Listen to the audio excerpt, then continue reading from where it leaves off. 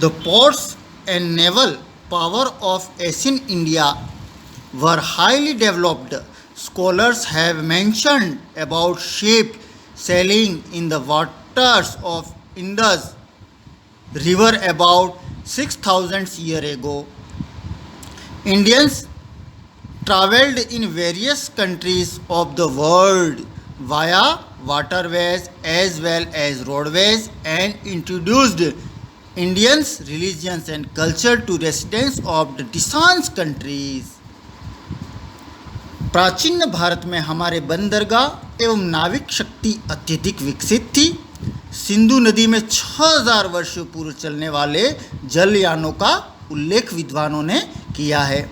भारतीय जल व थल दोनों मार्ग से विश्व को विभिन्न देशों में पहुँचे और वहाँ के निवासियों को अपने धर्म, संस्कृति एवं सभ्यता का परिचय कराया। इन साहसी वीरों ने भारतीय दार्शनिक, ज्योतिष, स्थापत्य कला, युद्ध शास्त्र, नीति शास्त्र, संगीत एवं वैदिक ग्रंथों का विश्व में प्रसार किया। भारत की प्राचीन सभ्यताओं का हमें प्रारंभ से ही विकसित स्वरूप दिखाई देता है। Scholars have mentioned about the ship sailing and waters of Indus River about 16,000 years ago, as well as roadways, and introduced the Indians' religion and culture, residents and distant countries. The courageous people propagated Indian philosophy, astrology, astrology का मतलब होता है खगोल शास्त्र, architecture का मतलब होता है वास्तुशिल्प, मिलिट्री मतलब सैन्य, साइंस विज्ञान, पॉलिटिकल साइंस राजनीतिक विज्ञान, संगीत और वैदिक के बारे में हमको जानकारी इनसे मिलती है। Indians Saraswati civilizations, Vedic civilizations and culture prevalent during the time of the Ramayana and the Mahabharata have been a part of the golden period of India. हमारे दो महाकाव्य हैं रामायण और महाभारत, उसमें भी इस बात के प्रमाण हैं कि भारतीय संस्कृति और सभ्यता अपने प्रादुर्भाव में विकास कर रही थी। Indus, Sindhu, Saraswati civilization, Vedic civilization culture prevalent during the time of Ramayana और महाभारत, उनके बारे में भी बताया गया है कि भारतीय संस्कृति और सभ्यता का काल भारत का स्वर्णिम काल कहा जाता है। सिंधु सरस्वती सभ्यता स्थापत्य की दृष्टि से सर्वोत्कृष्ट सभ्यता है। सभी के सभ्यताओं का अंत हो चुका था, पर जो भारत की सभ्यता है आज उसके जीवंत प्रमाण हर विश्व के भूभाग पर उपस्थित हैं। हमारे महाजनपद काल गणतंत्रात्मक एक संविधान व्यवस्था का आदर्श रहा है।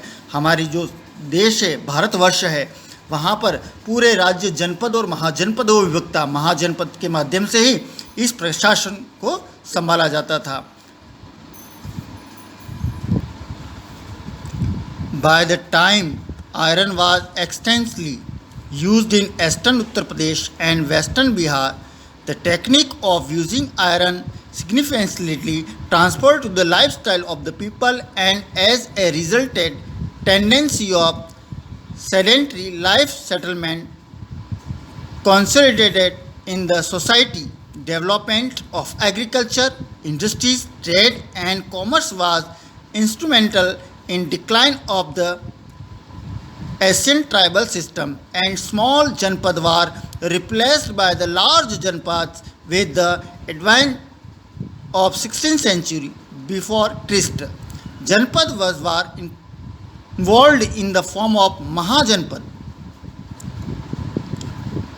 इस काल तक पूर्वी उत्तर प्रदेश तथा पश्चिमी बिहार के लौह का व्यापक रूप से उपयोग किया जाने लगा था। लौह का उपयोग करना भी भारतीय संस्कृति और सभ्यता के आधार स्तंभ रहे हैं। बिहार में लोहा का व्यापक रूप से उपयोग किया जाने लगा था। लौह तकनीक ने लोगों को भौतिक जीवन में बड़ा परिवर्तन कर दिया था। इसमें समाज में स्थायी जीवन यापन प्रवृत्ति सुदृढ़ हो गई थी। कृषि, उद्योग, व्यापार, वाणिज्य आदि के विकास ने प्राचीन जनजाति व्यवस्थाओं को जर्जर बना दिया था, तोड़ दिया था। पर छोटे छोटे जनों का स्थान में जनपदों का ग्रहण कर लिया गया। ईसा पूर्व 6वीं शताब्दी तक आते आते जनपद महाजनपद के रूप में विकसित हुए।